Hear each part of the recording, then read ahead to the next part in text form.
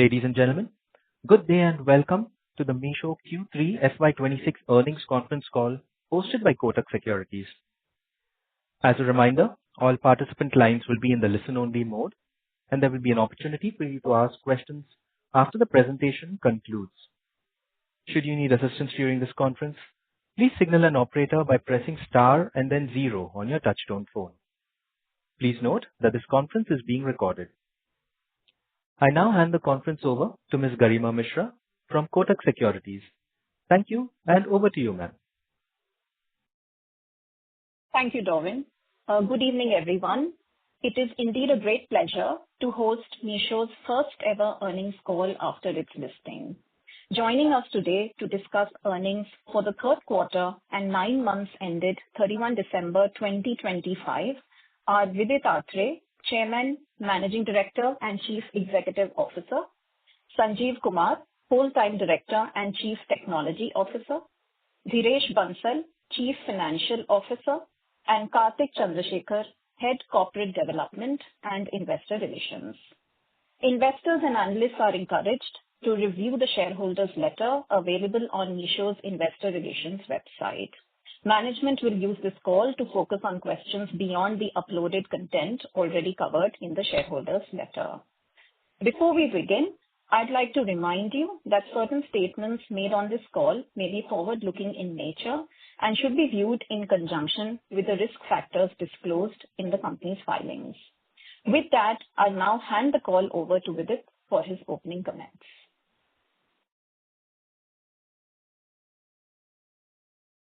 Hey everyone, I'll get started with the important takeaways. I think first of all, you will see that we had a very good quarter in terms of growth. Our annual transacting user base crossed 250 million for the first time. It was 251 million, and on YOY growth about 34%, which is quite strong. So we continue to be India's largest platform by annual transacting users as well as orders, and still the most downloaded shopping app in India. So I think our growth numbers continue to be strong, and this is mostly because of our investments around like technology, marketing, wherever we are seeing the right ROI. If you look at our annual transacting seller base, that has also grown like really well, 81% year-on-year growth to 846,000 sellers, because we continue to improve our product and invest in better technology, especially for sellers. Now, if you look at NMV growth, I think the nuance here this quarter, as compared to the last year, festive had moved. A lot of festive demand had moved to Q2. So I think an important way to look at it is combining 9 months. If you look at 9 months, first 9 months of the year, our NMV grew by 37%. And for this quarter, it grew by 26% year-on-year to 10,995 crores. So again, we continue to kind of grow at a very good pace basis some of the investments I talked about. If I look at contribution margin, our contribution margin was at 2.3%.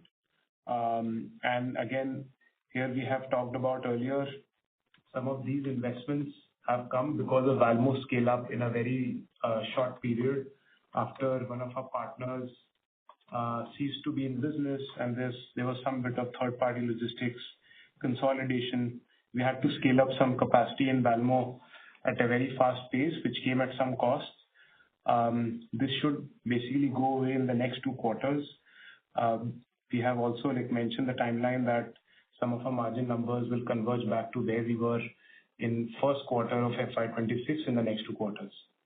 Our LTM free cash flow for the last 12 months was at 56 crores, and free cash flow to equity was at 437 crores, taking our overall cash balance to 7,277 crores. So yeah, these are the important takeaways. We can get started with the questions. Thank you very much. We will now begin the question and answer session. Anyone who wishes to ask a question may press star and 1 on their touchtone telephone.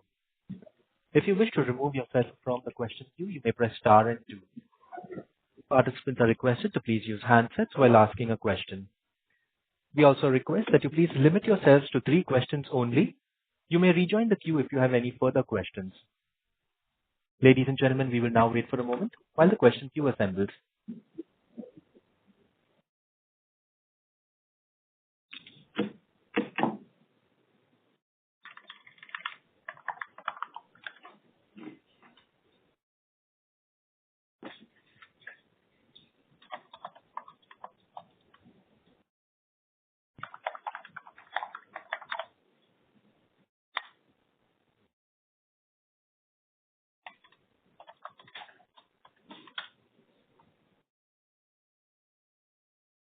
Our first question comes from the line of Sachin Salgaonkar from Bank of America. Please go ahead.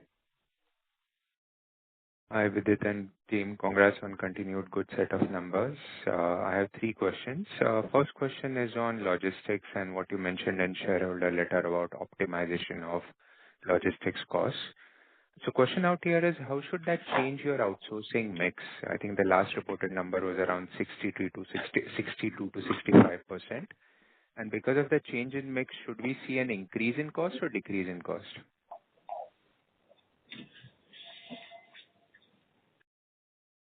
Should I Yeah. go So I will one by start. one all the questions? Yeah. Sorry, go ahead. Yeah, we can do one by one. So I think on this outsourcing point, I think we have talked about this earlier. Like, we will continue to basically decide the right mix between Valmo and third-party logistics partners. This is the lowest cost structure. As we said, like right now, for example, because we built some of the capacity in Valmo at a very fast pace, some of that was not like optimized for costs. So I think we will fix it and then start to scale up Valmo. Again, that will bring a lot more goodness in pricing. So that will continue. In the meantime, we are also like building up capacity with a third-party logistics partner at the right price. So in the long run, I think we will continue to kind of build a very competitive logistics ecosystem so that prices reduce everywhere. So it's not that only in Valmo we continue to improve pricing. We continue to improve pricing even with third-party logistics partners as their business keeps growing on our platform, and they also have more operating leverage. Got it. Very clear. Just a small clarification with it out here. You guys created a new subsidiary on logistics. The thought process behind that, is it for opening up for third-party guys, or this is more like a captive logistics entity only? Hi, Sachin. This is Dinesh here. I think we are setting up that subsidiary primarily to explore how should we kind of structure the Valmo financials so that they are more clearly visible for people to understand. There is no plan of opening this up to other third parties.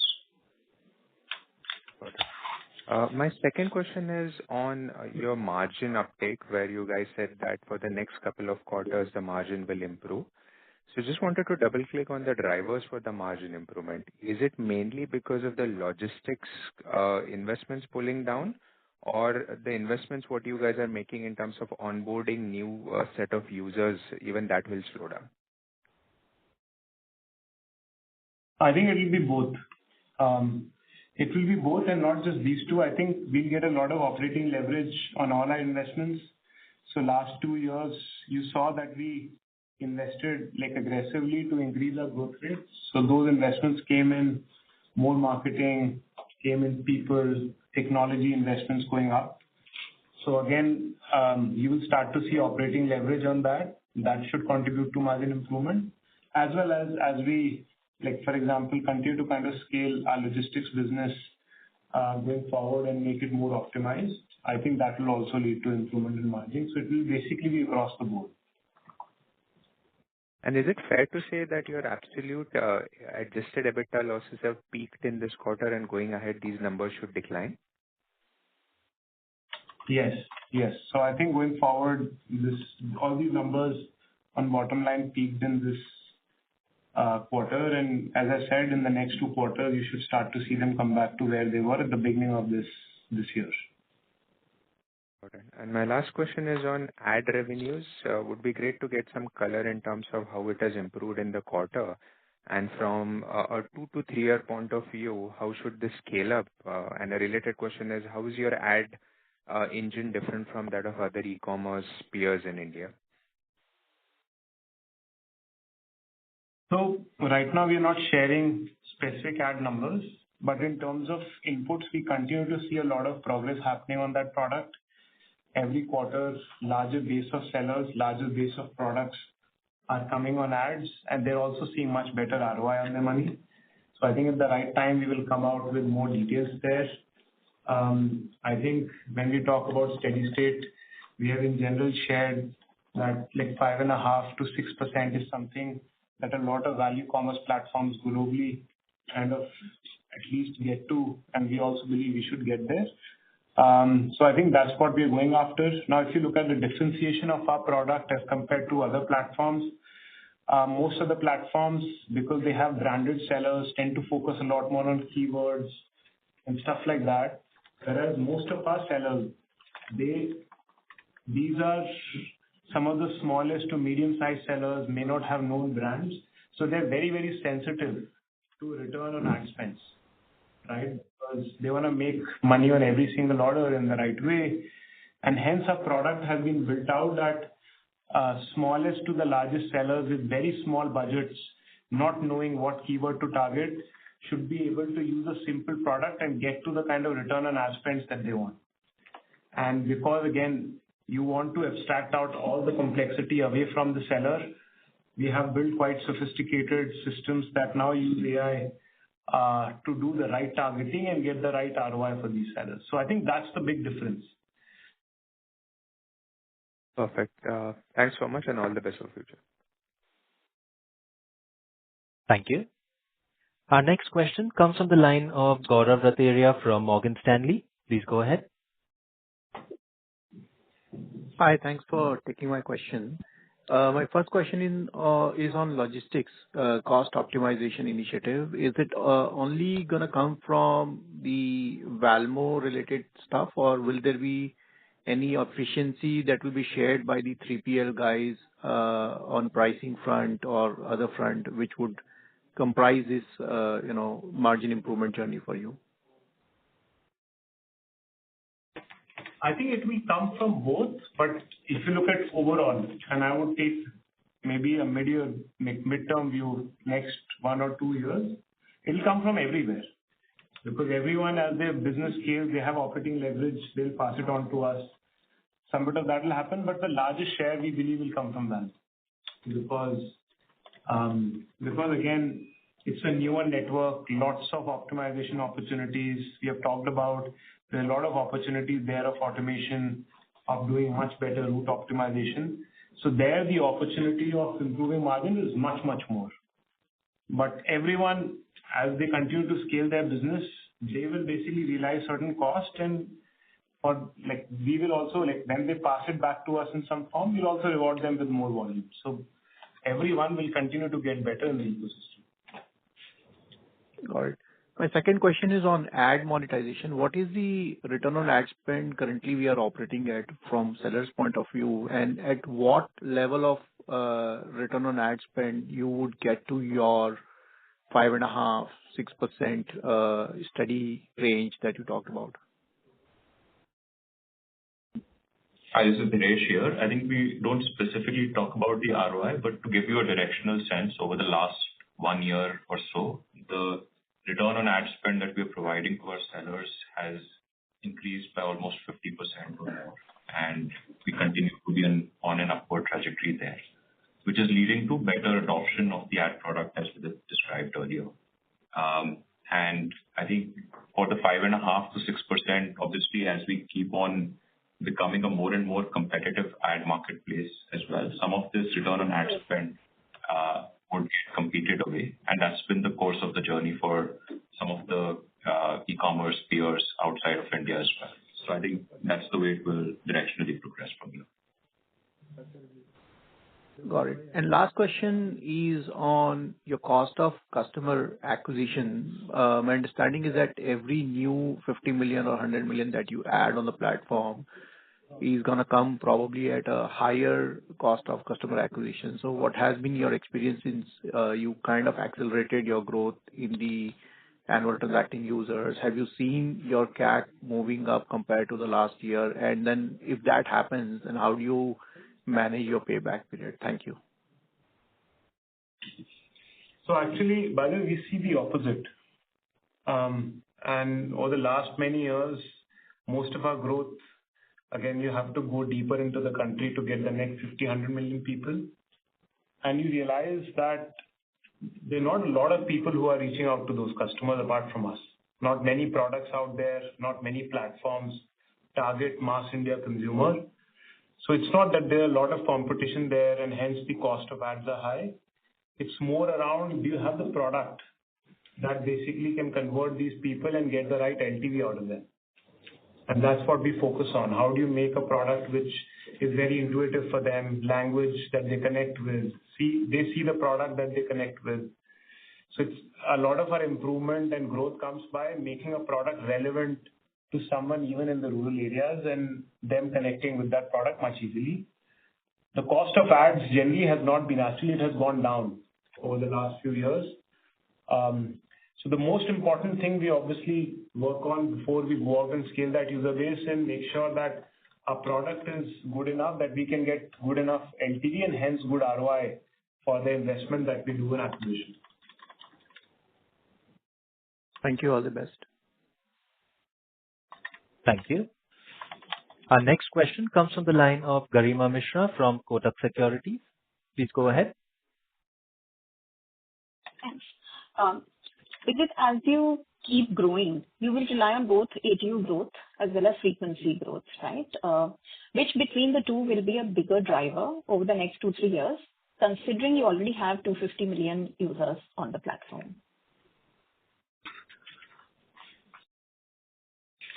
Hi, Garima, this is Dhiresh here.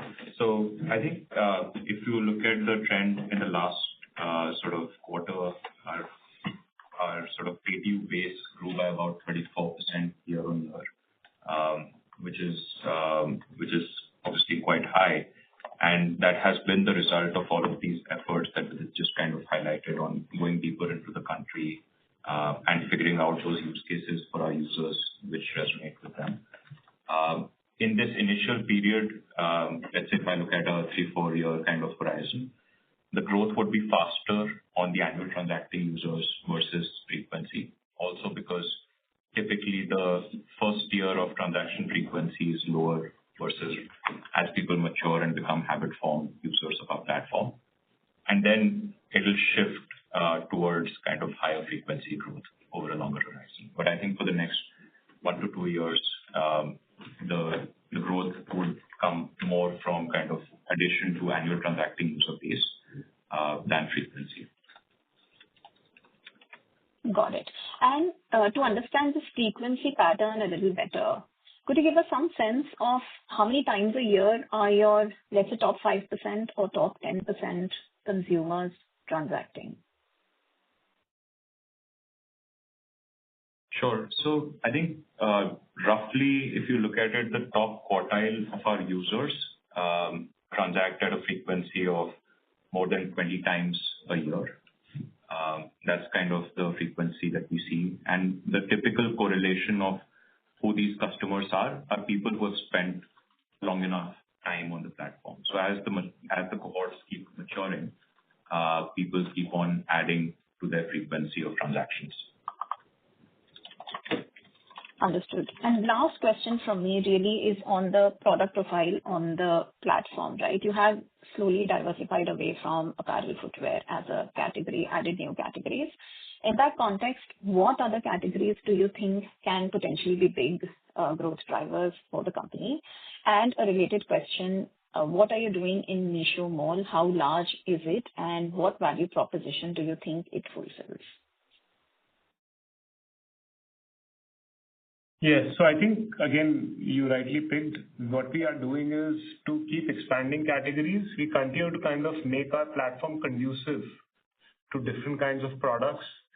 So for example, a big focus area for the last few years was to grow categories like beauty, personal care, kids, baby care, that have a lot more branded products than what people buy. And we started Meesho Mall. And we have seen some of those categories grow really fast on the back of Meesho Mall. We have also started to see certain categories in the grocery section also grow within Meesho Mall that are part of that. Again, we have made a platform more conducive to low AOV products over the last few years. We have seen categories like home and kitchen grow really, really fast because a lot of products in that category fall in lower prices. So I think it's a continuous thing. I don't think like we take a big focus area. At the end of the day, for us, it's building the platform and building the right supply chain for all products to flow through. I would say our focus is to eventually have every category out there. And the category that I just talked about, which was focus area for the last 2 years, our job is not done there. There's a lot of expansion opportunity available there. In all these categories, we continue to add more sellers, more brands that are fulfilling more use cases, offering across price points, across different use cases. So I think that continues to be a focus area. And as a customer evolves, also I think our focus area on categories will change as more people come from maybe rural areas. A lot of product categories that are more relevant to them will come onto the platform. So I think it's a continuous thing. There's no like one or two categories we focus on. Our goal is eventually to have each and every category that a customer wants to be available on Meesho. Thank you. Our next question is from the line of Gaurav Malhotra from Axis. Please go ahead. Yeah, hi. Good evening, everyone. Thank you for the opportunity. I just had a couple of questions. Obviously the number of sellers on the platform has moved up quite sharply, right? In your opening remarks, also you mentioned about it, almost 80%. So then how do we think of this sort of higher seller numbers, densification, if that is the way we should think about it, and then sort of tie it up with the logistics cost?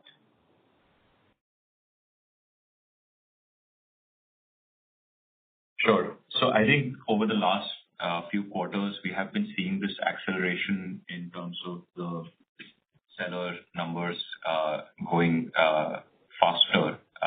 And a lot of it comes on the back of the introduction that we made for non-GST sellers to be also able to sell on the platform. There have also been changes on the onboarding flow, which have kind of helped grow the seller number much faster. So I think what used to happen initially or a few years ago in India, that only GST registered sellers were allowed to sell online. And as that law changed, we were the first and only ones to kind of launch a product which supports even getting non-GST sellers to be able to sell online. That has led to significant growth in the number of sellers. And these sellers are also then graduating into becoming GST sellers. So overall, it has been good for the flywheel and the ecosystem on the seller side. Got it. In terms of the NMV to GMV ratio, that has moved up, right, from around 57 to 60%. So what has helped here? It's like better RTOs, cancellations, returns. Where is for any salience of one versus the other? So it has been across. I think primarily the improvements have come from RTOs as well as cancellations. But I think we'll continue to see those in the future as well. As the prepaid share of the platform improves, that also leads to a certain percentage improvement in our RTO numbers because the prepaid RTOs tend to be lower than cash on delivery RTOs. And that has been the case in the last quarter as well, where our prepaid ratio continues to improve. And so we're seeing consequent impacts in terms of NMV to GMV ratio. Okay. And just last question, in terms of Meesho Mall, does it come under new initiatives or this would be coming under your marketplace itself? So Meesho Mall is part of the core marketplace. All of the numbers are captured within the marketplace financials. If I may ask, any sense on, I'm sure it's still early, but any sense on, numbers or size or proportion, etc.? So I think, like you said, it's early, but we've been seeing good, healthy growth on the Meesho Mall front as well. I think last quarter it grew by roughly about 70% year on year, so faster than the platform in terms of NMV growth. And we continue to see good traction from various brands like P&G, Nivea, etc., which have continued to scale up on the Meesho Mall platform. Thank you so much. Thank you. Our next question is from the line of Sachin Dixit from JM Financial. Please go ahead. Hi, Vidit and team. Congratulations on a successful listing. I had three questions. The first one was on Valmo, basically, right? You highlighted that there was some rapid expansion of Valmo, which is why we saw some cost spikes. How do we think of, like, what exactly happened? And if you can put some color around how will we take the cost down, right? Because broader understanding, it's largely a variable sort of supply for you. Yeah. So basically, in this case, what happened was, you would see that I think around May, June, one of our partners stopped being in business, and which is why a lot of our capacity in logistics was not available. And that also tend to be like a time when you just have festive 3-4 months away. And at that point in time, basically we had two options: not to build capacity and basically not service many users, or basically build capacity but at much inferior cost in a very short period of time. Because a lot of logistics capacity has certain lead times of getting the right node. Your partner may do certain investments to get started and so on. And we basically said that, hey, we don't want to, like, we've invested in our business over the last 10 years. We want to make sure that we retain the trust of our users. So we built some of this capacity in a very short period of time to service the demand. And because we had to basically do certain short-term contracts, they were more expensive. Now, that basically flowed into the two festive quarters, which is Q2 and Q3. As I mentioned, a lot of that short-term capacity is behind us. We've been unwinding that for the last few months, and by the end of this quarter, most of that should go away, and we should get to similar bottom line economics as we were at the beginning of this year. So I think that's basically what happened. We have never had a situation where one of our partners basically goes away. But now I think going forward, we are much better prepared for something like this to ever happen, in terms of if we have to basically do this again, we can do it without ever, like, paying extra for that capacity. But in this case, though we know that it was basically came at a certain cost, but we believe that was the right thing to do for the platform in the long run. Understood. Is it fair to assume that your insourcing would have actually declined because of this quite sharply in this quarter?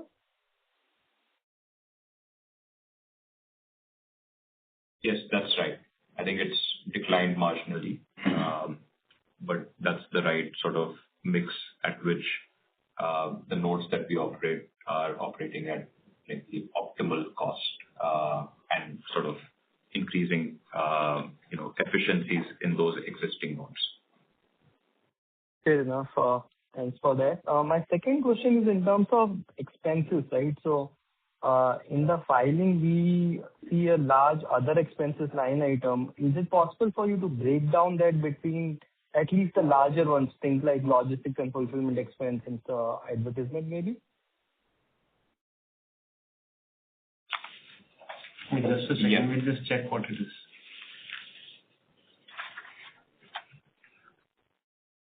Yeah. So I think if you go to the shareholder letter and page 15, that has some of the details of these other expenses, which are kind of broken down into individual components, including ad and sales promotion, employee benefit, server and software tools. The other expenses not directly attributable to place orders, which is the indirect expenses, which come below the contribution margin line, are also mentioned there. Rest everything which is direct cost goes above the contribution margin line in terms of the cost structure. And that is primarily composed of logistics related costs, although it will have some other direct variable costs like communication costs, etc., built in, which are directly attributable to the order. But overall, 90% plus would be logistics related costs. Possible to have that logistics number? Yeah. Overall, in terms of percentage, if you look at the contribution margin bridge that we have described on page 9, out of the 29.7% cost directly attributable, about 27.5% is related to fulfillment expenses. Got it. Got it. Thanks so much for that. My last question is on basically user acquisition, right? So we are on a very good trajectory this year, already having acquired 50 odd million. How do we think of this number going ahead, right? Do we expect a similar, let's say, a 50 million plus sort of a number in 27 and 28 as well? Or we should expect, I mean, I do understand that you will want to continue expanding rapidly, but do we expect relative tampering of this number?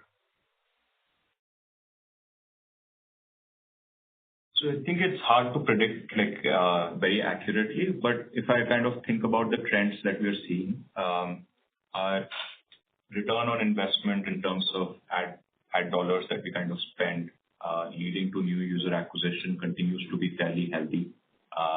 Plus the more importantly, organic traction of people who kind of discover us, friends and family who kind of share and get others to kind of install the app also continues to be on an upward trend. So I think where we are sitting right now, we see pretty healthy trends in terms of new user acquisition. I think it will be premature to forecast specifically the number over the next year or so. But like I mentioned earlier, initial part of, let's say, a 4-5 year journey, growth would come more from ATU addition, and then towards the latter part, we expect to come from more frequency addition of existing user base. Fair enough. Thank you so much, and all the best. Thank you. The next question is from the line of Vijit Jain from Citi. Please go ahead. Yeah, hi. Thank you for the opportunity, and congratulations on the numbers to all of you and for the IPO.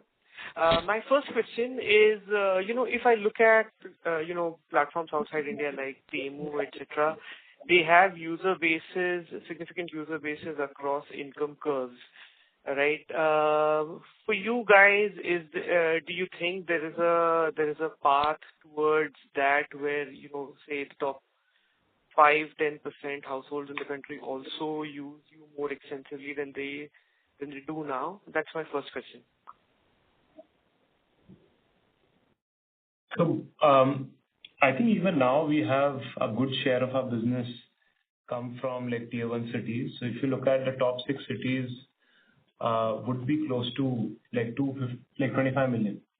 So about 25 million plus people buy from us every year from the big cities, and these people are split across income segments. They may be buying different categories, and you see the same thing globally. So they may not buy apparel on our platform because they tend to buy apparel from certain brands which are high-end. But a lot of them, we see even high-income households in India buy a lot of home and kitchen products because of a large selection and certain unique selection. So we are seeing that, and we believe it will continue to get better. I think we will keep expanding across all segments. Our focus is not just in one city or the other, but basically to expand across all cities, all segments, and eventually have everyone on our platform. Thanks, Vidit. My second question is, with Valmo, with the things you described just now to the question from Sachin, you've also said in the past and in this letter that you will remain asset light there. So I'm just wondering, as you build out Valmo further, in terms of the workflow of logistics, I know you do network design, network orchestration, node design, and all of those kinds of things, which are more, technology investments. I'm just trying to understand, as you build it out further, are there other aspects of that design that you could undertake, and would there be any kind of capital involved within that? And relatedly, over time, in the mid-mile or even in the mid-mile especially, things like automation or tractor trailers, there could be some benefit if, someone can procure it at scale on behalf of, your partners in the logistics network. Would you be involved, would you get involved in something like that if and when it makes sense for Valmo? That's my second question. Yeah. So I think our philosophy is very simple. We tend to invest in mostly technology. Now, that technology could be software. As you said, some of that technology could be around automation in certain nodes, and technology tends to have very good ROI, so that we will do. But now going out and doing CapEx across the board, building out logistics capacity like warehousing, et cetera, that tends to have lower ROI. We may not do it ourselves as we have done so far. So there, staying asset light makes sense. So even today in Valmo, the entire software stack end to end is our own. So the entire technology is our own because that's where we believe the majority of experience, value, better pricing lies. And we continue to, by the way, we have a team which is focused on automation. Can we bring more robotics eventually? Can we bring, I don't know, maybe 5-10 years down the line, autonomy is possible. Many other things will be possible. So we will bring all kinds of technology, not just software. And there, if we have to invest, we will do investments. But again, some of this is hypothetical at this stage. As we have something, we will come forward and tell you that, hey, we are doing this. But broadly, as I said, directionally, we will invest in technology. Other assets may not be something that we want to invest in. We believe there are enough players out there who are ready to partner with us and offer a very good service. Got it. Thanks. My next question is on the seller side growth, right? So you had, a pretty stellar growth here, 81% YOY. My first question is, when you see expansion in seller community of this space, are there any new seller side incentives also that you're doing, in terms of maybe lower fulfillment charges for a short period of time or whatever the case might be, as you try to kind of amp up this the seller community? So today we don't do this. Like there's no incentive in the beginning for anyone to come on board. But in general, I think if you look at our overall penetration on the seller side in India is actually lower than the user side. On the user side, we have 250 million people out of, I don't know, potentially a billion people or maybe more. But on the seller side, in India, about 60-70 million sellers altogether. And we have less than 1 million annual transacting. So there, because the penetration potential is quite large, and as they said, now even non-GST sellers are allowed to sell online, which is a large mix of overall seller base in India. We believe just by the need of people reaching every consumer, this base we expect will continue to grow at a faster pace because people want to get access to this distribution channel. And we continue to invest more in product rather than incentives. Just make sure that people who come from any part of the country know any kind of language should find a product very easy to use and come online and start selling very quickly. So that's what we are focusing on, less on incentives. Great, thank you. Listen, just my last question, if I can squeeze one in. So just thinking about the assortment available on the platform, and if I break that into branded and unbranded, do you think that branded and unbranded can both coexist and both do fairly well?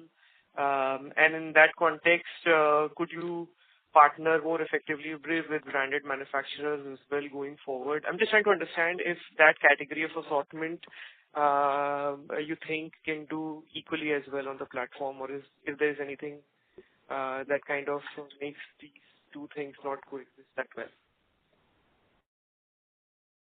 Yeah, and by the Meesho Mall that we were just talking about is a very good example of that. It coexists on our platform. All the big brands now are available across most categories, and they are continuing to grow at a very good pace. So I think it's less about branded, unbranded. It's more about serving use cases. So consumers who come onto our platform for different use cases prefer brands or unbranded.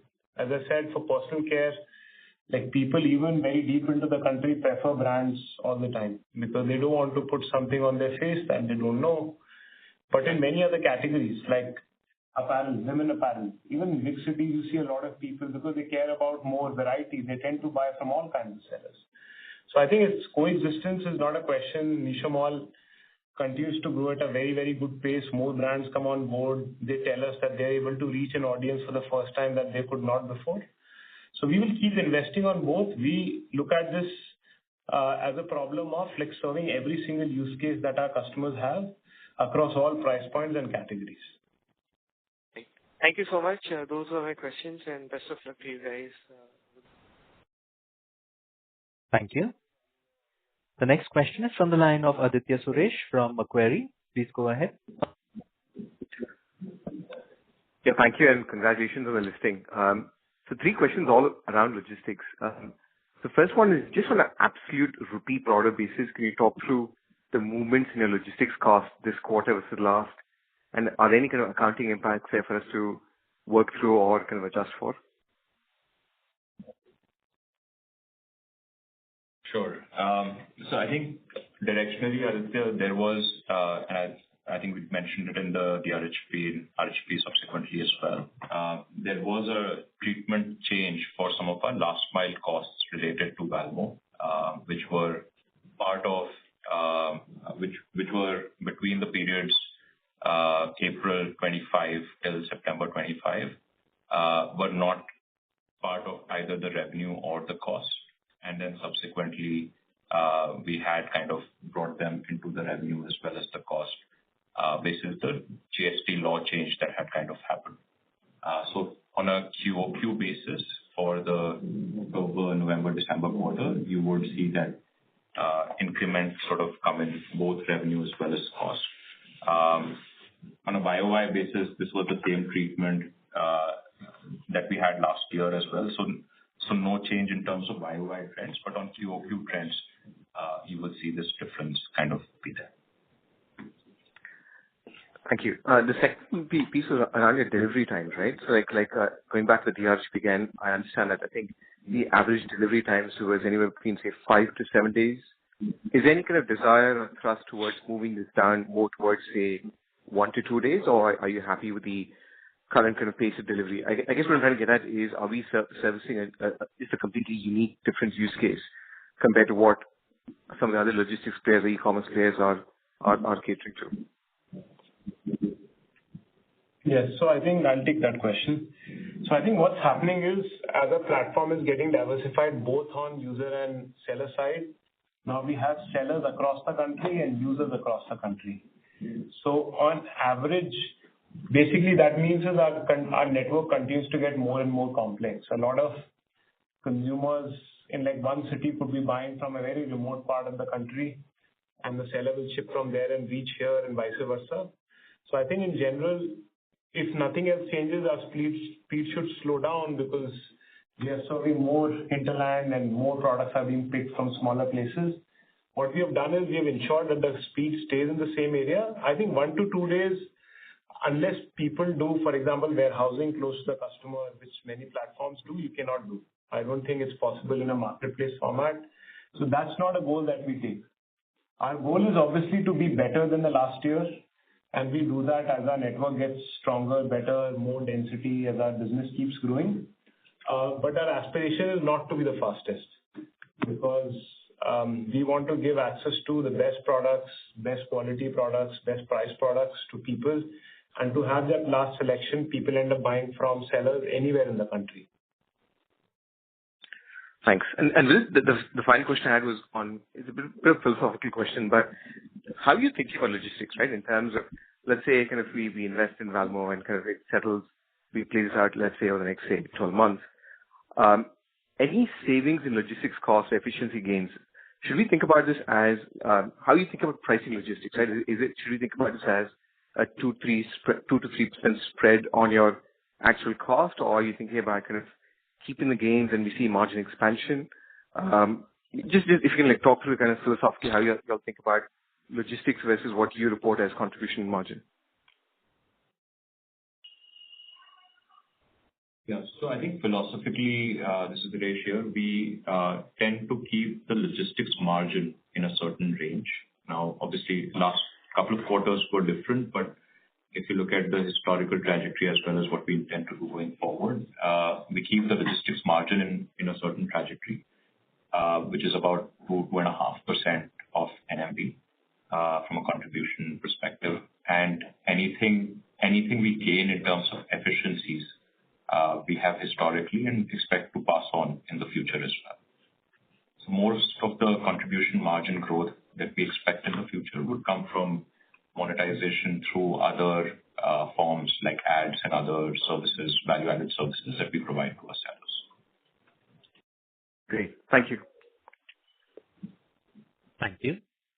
Our next question is on the line of Abhishek Banerjee from ICICI Securities. Please go ahead. Hey, hi. First off, on the growth bit, right, you have explained that, there was a festive season shift in this year. But from what I understand, the overall e-commerce market would have actually grown at a faster pace in Q3 than Q2. So is there any reason why, so is it slightly different for you guys in terms of lead times, etc., why the growth has panned out the way it has done? So I think there's no different trend. Obviously, given we have sort of slightly longer delivery timelines and our festive season sales starts sort of earlier or let's say in line with other kind of horizontal e-commerce platforms. That's why you see some of this shift. Like last year, for instance, our festive season sale started on 27th September, which was pretty much the end of that quarter, versus it started in 19th September. So both in the baseline as well as kind of in current year numbers, this shift is kind of reflected. And that's why you had Q2 NMV growth of about 51%, which was which wasn't kind of the normalized sort of case. And in this quarter, you'd see about 26% growth. But on an aggregated basis, let's say this is about 37% growth. And that's the trend that we kind of continue to see. Understood. That's very clear. On in terms of the ad monetization bit, right? So I completely agree with what you spoke about, in terms of getting smaller sellers to really pay for things is very difficult. But do you think there is some room for some manual intervention, some on the ground sales people who can go and push for ad monetization, and will that come into your manpower costs going ahead? Yeah. So, Vidit here, the way we think of our ad product, because we have such a large seller base, I think we have taken a very clear approach of building out a product that is very easy to use, self-serve, so that we do not have to go out and sell any product to them. And so far, actually, like it's been a while since we built an ad product. All of our distribution of ad product is via our platform, which is basically via our app and web product, and there's no sales people, and we see very good adoption. As long as you are giving great outcomes in terms of return on ad spends to our sellers, they easily figure this product out and keep ramping up their ad spends. So we see no need of having any sales team. We don't have a sales team. We don't plan to add sales team. And even in any of our experiments and scale up so far, we haven't felt the need. And we believe like if you want to build a product that millions of businesses in India will use for ads, you have to build a great product. I think sales is unscalable. Like you can't get to a million people and sell them ads. You have to do it via product only, and that's the approach that we take. Understood. And just one last question, if I can, which is, you've spoken about how reduction in the cost of delivery is one of the key goals for you, going ahead. But with the new, laws around gig workers, etc., do you think that the last mile part of that cost is becoming more sticky? And does that impact your thoughts on how the cost of delivery can basically go down over the next 3 to 4 years? Sure. I think we're still studying the impact of the gig worker code that has kind of come in. I think there's still some degree of confusion that exists on different state versus central kind of laws. Having said that, I think a large expectation that we have in terms of reduction in the cost going forward does not come from any specific reductions on the last mile delivery partner kind of payouts. I think in general, as the density of orders in a given time period increase and the earnings potential of those partners increase, there will be opportunities to kind of reduce that cost. But that's, I think the overall expectation that we have going forward is coming more from overall network optimization, having a better design kind of network, more automation coming in, some more innovative models around how we can do last mile deliveries, et cetera, as well. And so we don't expect any sort of change in the expectations that we have on reduction of overall logistics cost, even with the new code coming in. Understood. Thanks. Those are all my questions. Thank you. We will take that as our last question, ladies and gentlemen. Thank you all for joining us on the Meesho earnings conference call. On behalf of Kotak Securities, that concludes this conference. You may now disconnect your line.